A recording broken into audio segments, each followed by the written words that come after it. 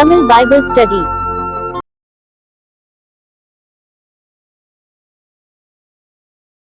Praise the Lord. 2 Samuel புஸ்தகம் 15ஆம் அதிகாரம். இதற்கு பின்பு, அதாவது அப்சலோம் பார்த்தீங்கன்னா தேசத்துக்குள்ள இப்போ வந்தாச்சு.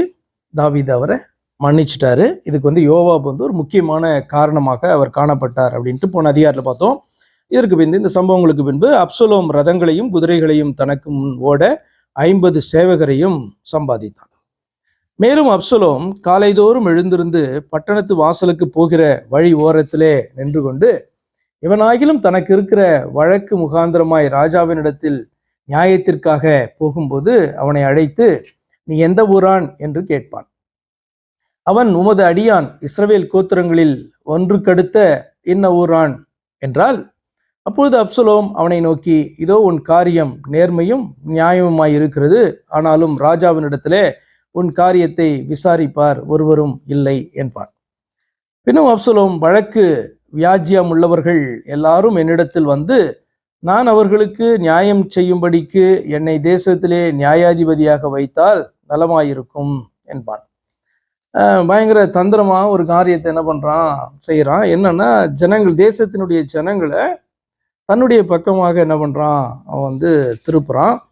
ராஜா நீதி செய்கிறதுக்கு ஒரு லாய்க்கு இல்லை ஆளு அப்படின்னு சொல்லிட்டு என்ன அந்த இடத்துல வச்சா நல்லா இருக்கும் அப்படின்ட்டு என்ன பண்றான், கொஞ்சம் கொஞ்சமா விஷயங்கள், அந்த அந்த ஈவல் தாட்ஸ் பார்த்தீங்கன்னா உங்களுக்கு ஆச்சரியமா இருக்கும். அது நேராக நீங்க பார்க்கும்போது அல்லது அதை காதுல கேட்கும்போது அதுல ரொம்ப நியாயம் இருக்கிற மாதிரி ஆரம்பத்துல என்ன பண்ணோம் தோணும். எப்படி அப்படின்னு சொன்னா, தாவீதை குறித்து நேரா ஒரு குற்றத்தை சொல்லும்போது எந்த இஸ்ரவேலும் என்ன பண்ண போறதில்ல, அதை கேட்க போறதே கிடையாது. அதே மாதிரி தான் பாத்தீங்க அப்படின்னு சொன்னா, நம்ம கிட்டேயும் பிசாசு ஆண்டவரை குறித்து டைரக்டான குற்றத்தை சொன்னான் அப்படின்னா நம்ம கேட்கவே மாட்டோம். அதுக்கு பதிலாக என்ன சொல்லலாம் அப்படின்னு சொன்னா, தேவனை குறித்து வேறு விதமான புரட்டுகளை கொண்டு வரும்போது நம்மளே என்ன பண்ணுவோம், ஏமாந்துருவோம். இது பிசாசனுடைய தந்திரம். இப்போ இந்த இடத்துல பார்த்தீங்கன்னா இதே தந்திரத்தை அவன் கையாளுறான். என்ன அப்படின்னு சொன்னா, தாவீது தேவனால் அபிஷேகம் பண்ணப்பட்டு என்னதான் இருந்தாலும், தாவீது பார்த்தீங்கன்னா ஆண்டவர் மன்னிச்சிட்டாருன்னா அதுக்கப்புறம் தாவீதுக்கு விரோதமாக செய்கிறதெல்லாம் எப்படிதான் பார்ப்பாரு அப்படின்னு நம்ம போன 2 அதிகாரத்துக்கு முன்னாடி பார்த்தோம். தனக்கு விரோதமாக செய்கிறதாக தான் ஆண்டவர் என்ன பண்றாரு, இந்த காரியத்தை பார்க்கிறார். அவன் மன்னிப்பை பெற்ற பின்பு நான் சொல்றேன். அப்போ அப்படி இருக்கும்போது பார்த்தீங்கன்னா இந்த ஜனங்களை தன்னை நோக்கி இவன் திருப்புறதுக்கு இவன் பயன்படுத்துகிறதான காரியம் ரொம்ப அழகா பார்த்தீங்கன்னா பேசுறான். ரொம்ப ஸ்வீட்டா பார்த்தீங்கன்னா இனிமையான வார்த்தைகளை பயன்படுத்துறான். ஜனங்களுக்குள்ள அந்த சந்தேகத்தை விளைக்கிறான். திரும்ப வாசிக்கிறோம் பாருங்க அந்த வார்த்தையை. பின்னும் அப்சலோம், வழக்கு வியாஜ்யம் உள்ளவர்கள் எல்லாரும் என்னிடத்தில் வந்து, நான் அவர்களுக்கு நியாயம் செய்யும்படிக்கு என்னை தேசத்திலே நியாயாதிபதியாக வைத்தால் நலமாயிருக்கும் அப்படின்னா. அப்படின்னும் போது ஜனங்க என்ன யோசிப்பாங்க, தாவீதுகிட்ட போனா நமக்கு நியாயம் கிடைக்காது போல, இஸ்ரவேல் தேசத்துக்குள்ள நமக்கு நியாயம் செய்கிறதான ஒரு நியாயாதிபதி ராஜா இப்ப இல்லை, அதுக்கு பதிலாக பார்த்தீங்க அப்படின்னா இவன் வந்தால் பெட்டராக இருக்கும் அப்படின்னு 2 காரியத்தை விதைக்கிறான். எப்பயுமே சந்தேகத்தை விதைக்கிறதான ஒரு காரியம் பார்த்தீங்கன்னா பிசாசு பயன்படுத்துகிறதான ஃபர்ஸ்ட் ஸ்டெப். உள்ள சந்தேகம் வந்துருச்சு அப்படின்னா அதுக்கப்புறம் சொல்லுகிற காரியங்கள்லாம் என்ன பண்ணுவோம், கொஞ்சம் செவி கொடுக்க ஆரம்பிப்போம் இல்லையா. அப்படிதான் அந்த காரியத்தை பண்ணுறான். எவனாகிலும் ஒருவன் அவனை வணங்க வரும்போது, 5ஆம் வசனம், அவன் தன் கையை நீட்டி அவனை தழுவி முத்தம் செய்வான். எப்படி பார்த்தீங்களா, இவன் பார்த்தீங்கன்னா ஒரு சாதாரண ஆள் கிடையாது. இவன் தாவீதினுடைய குமாரன், மோஸ்ட் ஹேண்ட்ஸம் மேனுவன். இவன் பார்த்தீங்கன்னா இப்போ உங்களுக்கு இந்த முன்னாடிலாம் உங்களுக்கு தெரியுமில்ல, நம்மளுடைய நாட்டில் எம்ஜிஆர் பார்த்தீங்கன்னா எப்படி ஒரு பாலிட்டிஷியனாக ஒரு காணப்பட்டார். அஃப்கோர்ஸ் பார்த்தீங்கன்னா ஒரு சினிமா ஹீரோவாக இருந்தார். அதே மாதிரி பார்த்தீங்கன்னா சிவாஜி கணேசன், கவனிக்கணும்னா இதெல்லாம் பைபிள் ஸ்டடிக்கு அவசியமா அப்படின்னா ஆமாம் அவசியம். சிவாஜி பார்த்தீங்கன்னா அவரும் ஒரு ஹீரோவாக இருந்தார், அவரும் ஒரு பாலிட்டிஷியன். இவரும் ஒரு கட்சியில் இருந்தார், அவரும் ஒரு கட்சியில் இருந்தார். ஆனால் வெளியில் போனீங்க அப்படின்னு சொன்னால் ரசிகர்கள்னு பார்த்தா 2 பேருக்கும் ஈக்குவலாக கூட பார்த்தீங்கன்னா இருந்திருப்பாங்க. வெளியில் போனால் ஆனால் யாருக்கு தான் மாசு வரவேற்பு காணப்பட்டுச்சு அப்படின்னு சொன்னால் எம்ஜிஆருக்கு தான் காணப்பட்டுச்சு. அதுக்கு என்ன ரீசன்? அதுக்கு எம்ஜிஆர் என்ன பார்த்தீங்கன்னா கட்டி பிடிச்சிருவார். வயசான கிழவிங்களாம் பார்த்தா கட்டி பிடிப்பார். யாரையும் பார்த்தீங்கன்னா அன்பா அரவணைச்சு இது பண்ணார். சிவாஜிக்கு அப்படி பண்ண மாட்டார்.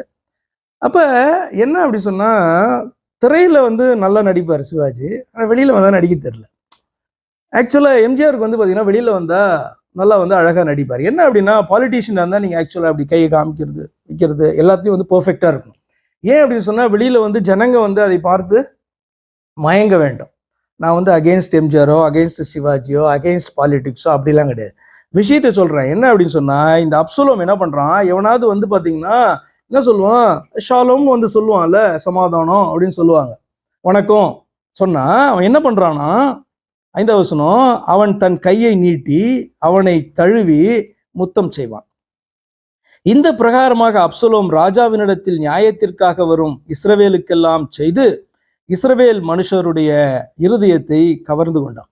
அன்பான பேச்சு, அது மாதிரி பார்த்தீங்கன்னா அன்பான அந்த என்ன சொல்றது பாடி லாங்குவேஜ், இதை பார்த்து வந்து பார்த்தீங்கன்னா மனிதர்கள் மயங்குவது இயற்கை. ஆனால் எதுக்கு இதெல்லாம் நம்ம வாசிக்கிறோம் அப்படின்னு சொன்னால், இதை மாத்திரம் பார்த்து என்ன பண்ணக்கூடாது, நம்ம மயங்கிடக்கூடாது. எதுக்கு, இதுக்கு பின்னாடி என்ன இருக்கு? இவங்க திடீர்னு வந்து நம்ம இடத்துல அன்பா பேசுறதுக்கு, இவங்களுடைய ஸ்பாவத்தை தாண்டி ரொம்ப அன்பா பேசுறாங்களே, எதுக்கு பின்னாடி என்ன இருக்கும் அப்படின்றது என்ன பண்ணணும், கொஞ்சம் வந்து யோசிக்கணும். யோசிச்சா என்ன பண்ணலாம், அவங்க நீங்க பிடிச்சிடணும். ரொம்ப பயங்கரமாலாம் யோசிக்க வேண்டாம். ரொம்ப சிம்பிளா இவங்களுடைய கேரக்டர் தெரியும். இன்னைக்கு வந்து உண்மையிலேயே மனம் மாறி வந்திருக்கிறானா, ஓகே, ரொம்ப சந்தோஷம். அப்சலோம் கட்டி பிடிச்சா ரொம்ப சந்தோஷம் தான் இல்ல, சகோதரன் கட்டி பிடிக்கிறான்.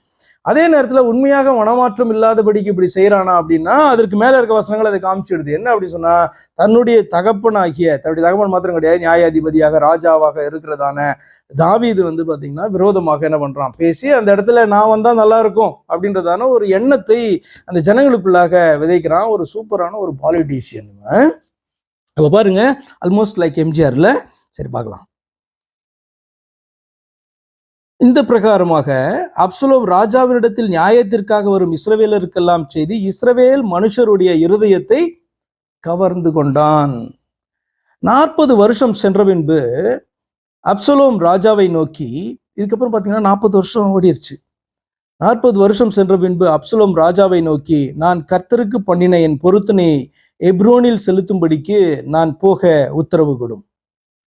கர்த்தர் என்னை எருசலேமுக்கு திரும்பி வர பண்ணினால் கர்த்தருக்கு ஆராதனை செய்வேன் என்று உமது அடியேனாக்கிய நான் சீரியா தேசத்திலே கேசூரிலே குடியிருக்கும் பொழுது பொருத்தனை பண்ணினேன் என்றான்.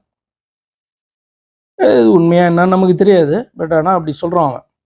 அதற்கு ராஜா சமாதானத்தோட போ என்றான். அப்பொழுது அவன் எழுந்து எப்ரோனுக்கு போனான்.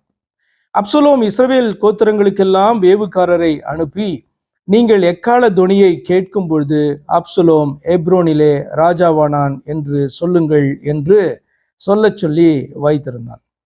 எருசலேமிலிருந்து வரவழைக்கப்பட்ட 200 பேர் அப்சலோமேடே கூட போனார்கள். அவர்கள் வஞ்சகமின்றி அறியாமையினால் போனார்கள். இந்த தலைவர்களுக்கு பின்பாடி போறவங்க வந்து பாத்தீங்கன்னா அவங்க எல்லாரும் மோசம்னு சொல்ல முடியாது. நிறைய பேர் அவருடைய அந்த பேச்சில் மயங்கி வந்து பார்த்தீங்கன்னா போகிறவங்க இருப்பாங்க. அந்த வார்த்தை வந்து இந்த இடத்துல குறிப்பிடலைன்னா நான் இவங்க எல்லாருமே துரோகின்னு நினச்சிருப்பேன். ஆனால் இவங்க வந்து அறியாமையில துரோகியே காணப்படுறாங்க. அவர்கள் வஞ்சகமின்றி அறியாமையினாலே அவர்கள் போனார். அப்சலோம் பலிகளை செலுத்தும் போது பிசாசுக்கு பின்னாடி போகிறது நிறைய பேருக்கு இப்படி ஒரு ரீசன் இருக்கும். என்ன, அவங்க வந்து கொஞ்சம் ஆராய்ந்து பார்த்தா கண்டுபிடிச்சிடலாம், ஆராயாதபடினாலே அப்படி போகிறது. அப்சலோம் பலிகளை செலுத்தும் போது தாவீதின் ஆலோசனைக்காரனாகிய அகிதோப்பேல் என்னும் கீலோனியனையும் அவன் ஊராகிய கீலோவிலிருந்து வரவழைப்பித்தான். அப்படியே கட்டுப்பாடு பலத்து ஜனங்கள் அப்சலோமினிடத்தில் திரளாய் வந்து கூடினார்கள். அப்சலோம் எல்லாம் உங்களுக்கு சொல்லியிருக்கேன். திரும்பவும் மோஸ்ட் பவர்ஃபுல் பர்சனாலிட்டி யாரு, அகிதோப்பேல் இல்லையா? அகிதோப்பேல் யாருன்னா பத்சேபாளுடைய தாத்தா. பத்சேபாளுக்கு செய்ததான துரோகம் வந்து இஸ்ரவேலுக்கு ஃபுல்லா தெரியும், அப்சலோமுக்கு தெரியும். அப்சலோம் வந்து இதை பயன்படுத்துறாரு இல்லையா, அவனை அகிதோப்பேல தன்னுடைய பக்கம் வந்து இழுக்கிறாரு. பார்த்தீங்கன்னா பெரிய வந்து கட்டுப்பாடுனா ஜனங்க வந்து ஜஸ்ட் ஆப்போசிட்டா, தாவீதுக்கு ஆப்போசிட்டா வந்து திரண்டுட்டாங்க. பாருங்க, இதுல வந்து நீங்க கவனிச்சுட்டே வர வேண்டியது, கேரக்டர்ஸை குறித்து நம்ம பார்த்துட்டு வரோம். அதுக்கு மேல ஒரு மனுஷனுடைய பாவம் வந்து எந்த அளவுக்கு வந்து பார்த்தீங்கன்னா வீரியம் உள்ளதாய் அது வந்து கிரியேட் செய்கிறது அப்படின்றது தான் இதில் முக்கியமாக நம்ம வந்து கவனிக்க வேண்டியதான காரியம். அதை அறிவிக்கிற ஒருவன், 13 வசனம், அதை அறிவிக்கிற ஒருவன் தாவீதினிடத்தில் வந்து இஸ்ரவேலில் ஒவ்வொருவருடைய இருதயமும் அப்சலோமை பற்றி போகிறது. அப்பொழுது அதாவது எல்லாருடைய இருதயமும் கரைந்து அப்சலோம் பக்கம் போகுது அப்படின்னு சொல்லிட்டு என்ன பண்றான், ஒருத்தன் வந்து மெசேஜ் சொல்றான். அப்போது தாவீது எருசலேமிலே தன்னிடத்தில் உள்ள தன்னுடைய எல்லா ஊழியக்காரரையும் நோக்கி, எழுந்து ஓடி போவோம், இல்லாவிட்டால் நாம் அப்சலோமுக்கு தப்ப இடமில்லை. அவன் தீவிரித்து நம்மிடத்தில் வந்து நம்மை பிடித்து நம்மேல் பொல்லாப்பு வரப்பண்ணி நகரத்தை பட்டய கருக்கினால் சங்காரம் பண்ணாதபடிக்கு தீவிரமாய் புறப்படுங்கள் என்றான். ஏன்னா ஒரு யுத்தம், இஸ்ரவேலுக்குள்ள ஒரு யுத்தம் வர்றத தாவீது வந்து விரும்பல. அப்ப தன்னுடைய பிரச்சனையினால ஜனங்க வந்து பாதிக்கப்படக்கூடாது அப்படின்ட்டு என்ன பண்றான், தாவீது வந்து ஒரு இந்த இந்த பிளானை சொல்றான். அதாவது கோழையை போல அந்த பிளான் காணப்படும், ஆனா கரெக்டான பிளான் என்ன அப்படின்னா, கர்த்தருடைய கரத்துல இதை விட்டுடுறான். ஏன் அப்படின்னா, தன்னை ராஜாவாக்கினவர் அவர் தான். இப்போ வந்து தன்னை திரும்பவும் ராஜாவா வைக்கணும்னா அவரே வைக்கட்டும். ஏன்னா இப்படிப்பட்டதான சூழ்நிலைகள்லாம் வருகிறதற்கு காரணம் தான் செய்ததான பாவம் என்பதை தாவீது அறிந்தபடினாலே இதனால ஒரு யுத்தத்தை வந்து செய்ய வேண்டாம் அப்படின்னு சொல்லிட்டு ஓடி போலாம் அப்படின்ட்டு என்ன பண்றான், தாவீது சொல்றான். ஒரு எந்த ஒரு ராஜாவும் செய்யாததான ஒரு காரியம். அதனால தாவீதுல இருந்து நிறைய படிக்க வேண்டியது இருக்கும். சில காரியங்களை தேவனுடைய கரத்துல ஒப்பு கொடுக்கணும்னா அவன் வந்து எந்த அளவுக்கு வேணாலும் தாழ்ந்து என்ன பண்ணுவான், அதை ஒப்புக்கிடுவான். என்னன்னா கொஞ்சம் பார்த்துடலாமே அப்படின்ட்டு கூட என்ன பண்ணாது நினைக்காம கர்த்தருடைய கரத்துல விழுந்து அவர் இதை பார்த்து கொள்ளட்டும் அப்படின்றதான ஒரு கேரக்டர் வந்து தாவீதுக்கு காணப்பட்டது. அதுதான் இந்த இடத்துல நம்ம பார்க்கிறோம். ராஜாவின் ஊழியக்காரர் ராஜாவை பார்த்து, இதோ ராஜாவாக்கிய எங்கள் ஆண்டவன் கட்டளையிடும் காரியத்தை எல்லாம் செய்ய உமது அடியாராகிய நாங்கள் ஆயத்தமாயிருக்கிறோம் என்றார்கள். கூட இருக்கிறவங்களாம் தாவீதை என்கரேஜ் பண்றாங்க, இது ஒரு பெரிய விஷயம் இல்லை, நாங்க உங்க கூட நிற்கிறோம், பார்த்துடலாம் அப்படின்றாங்க. அப்படியே ராஜாவும் அவனுடைய வீட்டார் எல்லாரும் கால்நடையாய் புறப்பட்டார்கள். வீட்டை காக்க ராஜா மறுமனையாட்டிகளாகிய 10 ஸ்திரீகளை பின் வைத்தான். எல்லா வைஃப்ஸ் எல்லாரையும் பிள்ளைகள் எல்லாரையும் கூட்டுட்டு தனக்கு வேண்டியவர்கள் எல்லாம் கூப்பிட்டு போயாச்சு. மறுமனையாட்டிகள் மாத்திரம் வந்து பார்த்தீங்கன்னா அங்கே வந்து வீட்டை காக்கிறதுக்கு விட்டுட்டு போயிட்டான். ராஜாவும் சமஸ்த ஜனங்களும் கால்நடையாய் புறப்பட்டு சற்று தூரம் போய் ஒரு இடத்திலே தரித்து நின்றார்கள். அவனுடைய ஊழியக்காரர் எல்லாரும் கிரேத்தியர் யாவரும் பிலேத்தியர் யாவரும் அவன் பக்கத்திலே நடந்து போனார்கள். காத்தூரிலிருந்து கால்நடையாய் வந்திருந்த 600 பேராகிய கித்தியர் எல்லாரும் ராஜாவுக்கு முன்பாக நடந்தார்கள். அப்போது ராஜா கித்தியனாகிய ஈத்தாயை பார்த்து, நீ எங்களுடனே கூட வருவானேன், நீ திரும்ப போய் ராஜாவுடனே இரு, நீ அந்நிய தேசத்தான், நீ உன் இடத்துக்கு திரும்பி போகலாம் அப்படின்னு சொல்றான். எல்லாருடைய நன்மையும் பார்த்தீங்கன்னா அவன் விரும்புறான். நீ நேற்று தானே வந்தாய், இன்று நான் உன்னை எங்களோடே நடந்து வரும்படிக்கு அழைத்து கொண்டு போகலாமா? நான் போகக்கூடிய இடத்திற்கு போகிறேன், நீ உன் சகோதரரையும் அழைத்து கொண்டு திரும்ப போ, கிருபையும் உண்மையும் உன்னோடே இருப்பதாக என்றான். ஆனாலும் ஈத்தாய் ராஜாவுக்கு பிரதியுத்தரமாக, ராஜாவாகிய என் ஆண்டவன் எங்கே இருப்பாரோ அங்கே உமது அடியானும் செத்தாலும் பிழைத்தாலும் இருப்பான் என்று கர்த்தருடைய ஜீவனையும் ராஜாவாகிய என் ஆண்டவனுடைய ஜீவனையும் கொண்டு சொல்லுகிறேன் என்றான். அவன் வந்து ரொம்ப ஸ்ட்ராங்கா காணப்படுறான். எப்படி, யாரை போல? இப்ப யார் ஞாபகம் வருது? ஊரியா அப்படின்றத விட ரூத் வந்து பார்த்தீங்க அப்படின்னு சொன்னால் ஒரு ஸ்ட்ராங்கான ஒரு டிசிஷன் வந்து பார்த்தீங்கன்னா எடுத்தா. அஃப்கோர்ஸ் ஊரியாவும் தான், சரியா? அப்போ இவர்கள் வந்து பார்த்தீங்கன்னா கர்த்தருடைய நாமத்தின் நிமித்தம் அவர்கள் ஒரு ஸ்ட்ராங்கான ஒரு டிசிஷன், எந்த பக்கம் நிற்கணுமோ அந்த பக்கம் நிற்கிறதுக்கான டிசிஷனை வந்து பார்த்தீங்கன்னா எடுக்கிறாங்க. அப்போது தாவீது ஈத்தாயை நோக்கி நடந்து வா என்றான். அப்படியே கித்தியனாகிய ஈத்தாயும் அவனுடைய எல்லா மனுஷரும் அவனோடு இருந்த எல்லா பிள்ளைகளும் நடந்து போனார்கள். சகல ஜனங்களும் நடந்து போகிற போது தேசத்தார் எல்லாரும் மகா சத்தமிட்டு அழுதார்கள். ராஜா கீதரோன் ஆற்றை கடந்தான்.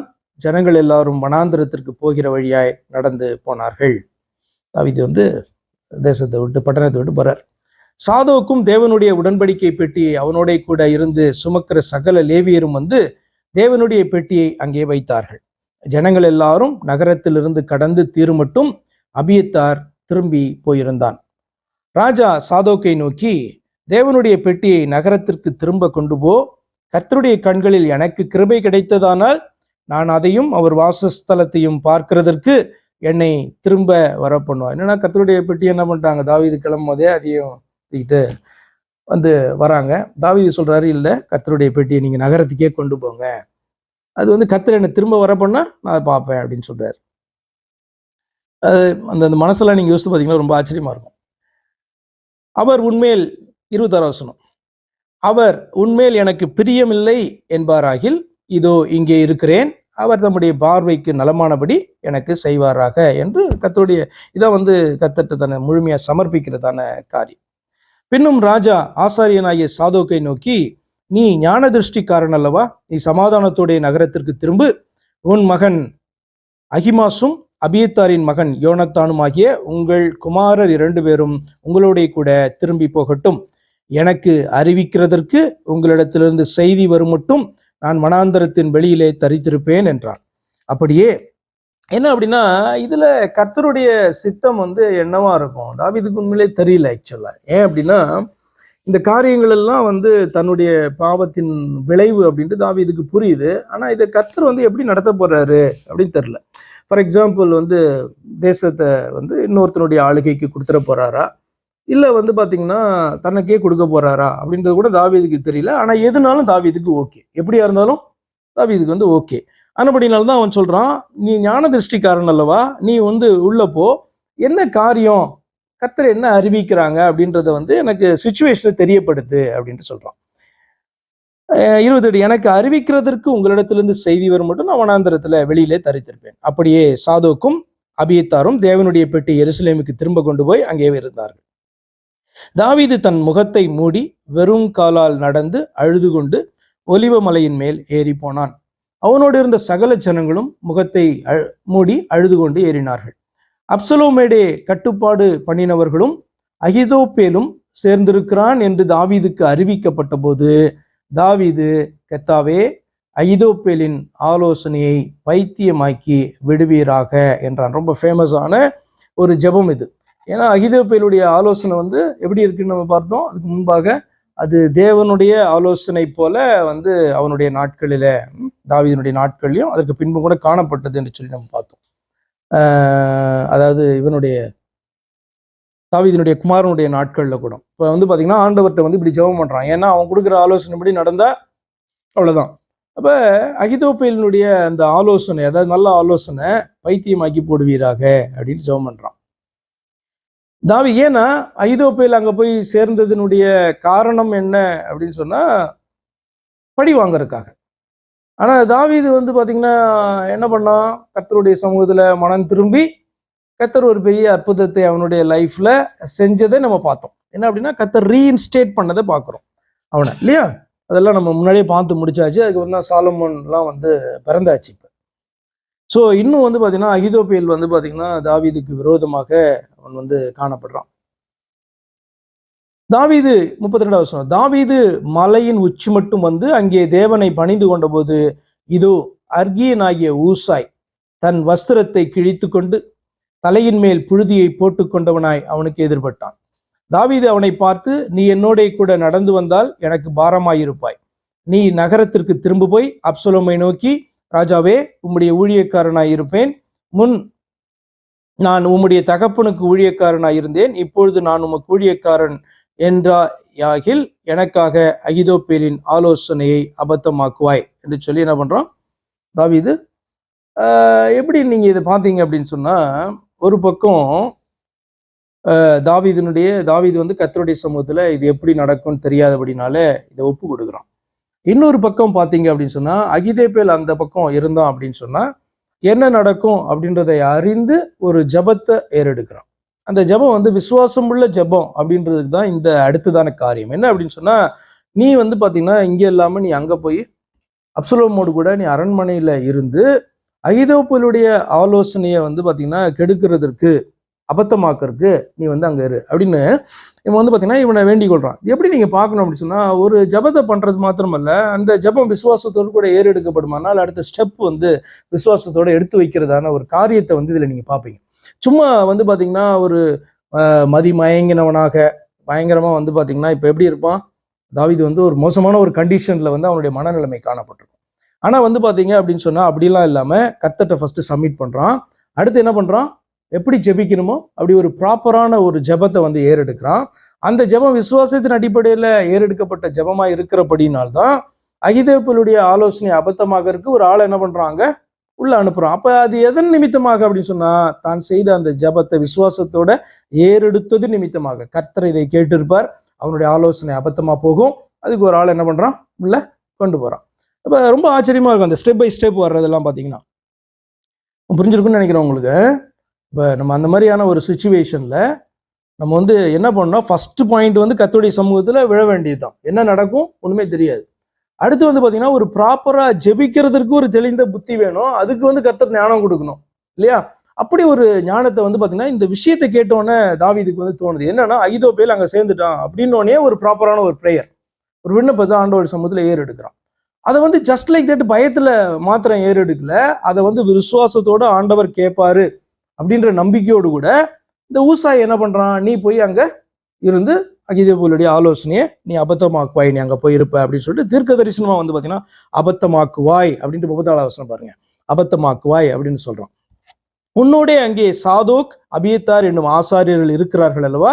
ராஜாவின் வீட்டிலே பிறக்கிற ஏதேது செய்தி உண்டோ, என்னென்ன கேள்விப்படுகிறாயோ அதையெல்லாம் சாதோக் அபியத்தார் என்னும் ஆசாரியர்களுக்கு அறிவிப்பாய். அங்கே அவர்களோடே சாதோக்கின் மகன் அகிமாசும் அபியத்தாரின் மகன் யோனத்தானும் அவர்கள் 2 குமாரும் இருக்கிறார்கள். நீங்கள் கேள்விப்படுகிற செய்தியை எல்லாம் அவர்கள் வசமாய் எனக்கு அனுப்புவீர்களாக என்றார். அப்படியே தாவீதின் சிநேகிதனாகிய ஊசாய் நகரத்திற்கு வந்தான். அப்சலோமும் எருசலேமுக்கு வந்தான். இப்போ இது வந்து பாத்தீங்கன்னா உள்ளுக்குள்ளார ஒரு பெரிய கான்ஃப்ளிக்ட் வந்து ஸ்டார்ட் ஆகுது. அதை தாவீது எப்படி ஹேண்டில் பண்றான், அதை வந்து அப்சலோம் எப்படி ஹேண்டில் பண்ணான் அப்படின்றது தான் நீங்க பார்த்து படிக்கணும். என்ன அப்படின்னா, தாவீது வந்து அது கர்த்தர் மேல வந்து பாரத்தை போட்டு கர்த்தர் கொடுக்குற ஞானத்தின்படி அவனுடைய ஜெபமும் அவனுடைய செயல்பாடுகளும் இருந்ததுனால இதுல தப்பிச்சு பார்த்தீங்கன்னா தாவீது வந்ததை பார்க்குறோம். மோஸ்ட் பவர்ஃபுல்லா வந்து பார்த்தீங்கன்னா இந்த இடத்துல தாவீதை விட அப்சலோம் காணப்பட்ட போதும், ஜனங்களுடைய சப்போர்ட் எல்லாம் காணப்பட்ட பொழுதும் கூட அப்சலோம் வந்து பார்த்தீங்கன்னா இதுல வந்து அழிந்து போனதற்கு முக்கியமான காரணம் கர்த்தர் மேல நம்பிக்கையை வைத்து இந்த காரியத்தை அவன் செய்யல. என்னதான் பண்ணியிருக்கணும் அப்படின்னு சொன்னா, அவன் கர்த்தரை சார்ந்து கொண்டிருப்பான் என்று சொன்னால் வேற மாதிரி அது போகும் ஸ்டோரி, நமக்கு தெரியல. ஆனால் அவன் கர்த்தரை சார்ந்து கொள்ளாதபடி தன்னுடைய அழகிலும் தன்னுடைய பலத்திலும் தன்னுடைய ஞானத்திலும், அவன் பேசுறதுலாம் நீங்க பாக்குறீங்க, தன்னுடைய ஞானத்திலும் தன்னுடைய அந்த பேச்சு திறமையும் அவன் வந்து பாத்தீங்கன்னா சார்ந்து கொண்டபடினாலே அவன் வீழ்ந்ததை பார்க்குறோம். ஆனால் தாவீது வந்து பார்த்தீங்கன்னா கீழே விழுந்ததான தாவீது எழுந்து இருக்கிறத நம்ம பார்க்குறோம். அதுதான் நமக்கு லேர்னிங். அப்படிதான் நம்ம வேதத்தில் வந்து பார்த்தீங்கன்னா இந்த காரியங்களை படிக்கணும். இவங்க இதை எப்படி ஹேண்டில் பண்ணாங்க, எப்படி வந்து கர்த்தர் அந்த சூழ்நிலையில் கூட இவங்க பிடிச்சிக்கிட்டாங்க அப்படின்றத பார்த்தா நம்ம எதாவது லேர்ன் பண்ண முடியும். இல்லை அப்படின்னு சொன்னால் எல்லாமே வந்து ஒஸ்ட் கேரக்டராக தான் இருக்கும். தனித்தனியாக நீங்கள் பார்த்துட்டு வரும்போது எல்லாமே மோஸ்ட் ஐடியல் கேரக்டர்ஸாக எதுவுமே இருக்காது. நல்லா இருப்பாங்க, மோசமாக இருப்பாங்க, இப்படி தான் வந்துட்டு போயிட்டு இருக்கும். அப்படி லேர்ன் பண்ண முடியாது அவங்கள்ட்ட இருந்து.